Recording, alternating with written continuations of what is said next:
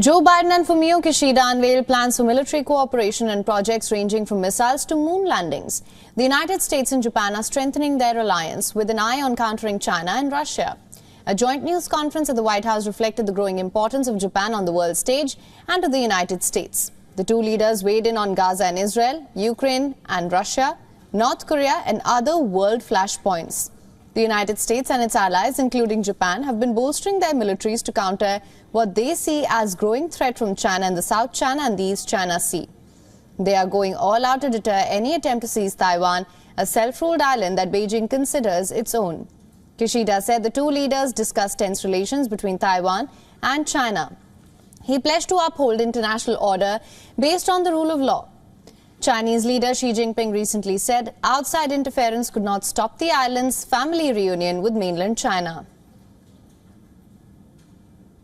As I have been mentioning repeatedly, based on the perspective that the establishment of a meaningful relation between Japan and North Korea is in the interest of both Japan and North Korea, and that it would be hugely beneficial to the peace and stability of the region. My policy is to aim for a summit meeting with North Korea to resolve various issues with advanced high-level consultation directly under my instruction, and that remains unchanged.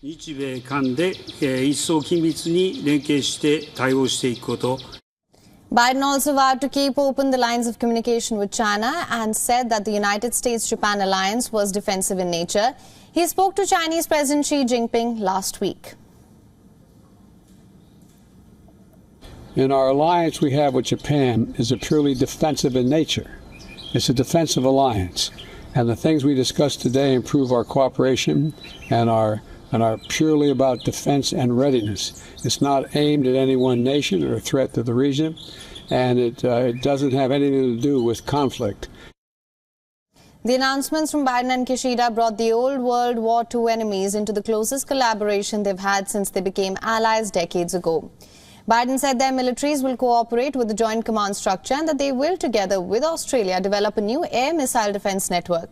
The two leaders also announced that Japanese astronauts will participate in NASA moon missions. Overall, the United States and Japan have hammered out about 70 agreements on defense cooperation. The pacts included moves to upgrade the U.S. military command structure in Japan to make it better able to work with Japanese forces in a crisis. Japan, often described as Washington's most important Asia ally and its largest source of foreign direct investment, is taking on a stepped-up global role. A series of security law changes in the past decade have transformed its pacifist constitution as well. For more on this, our correspondent Susan Tehrani tells us the significance of this upgrade in US-Japan alliance in the Indo-Pacific region.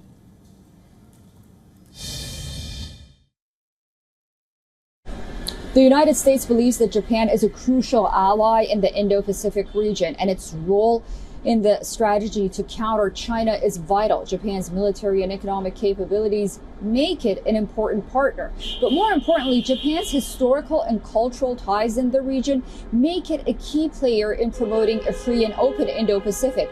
Rahm Emanuel, the U.S. ambassador to Japan, called the meeting between the two leaders a chance for the two nations to go beyond America's work to protect Japan and to quote-unquote write the first chapter in the next era as they work together to project power throughout the region. That would be a more far-reaching relationship than the United States has had historically with Japan, which for decades after World War II restricted its spending on defense and its engagement around the world as well.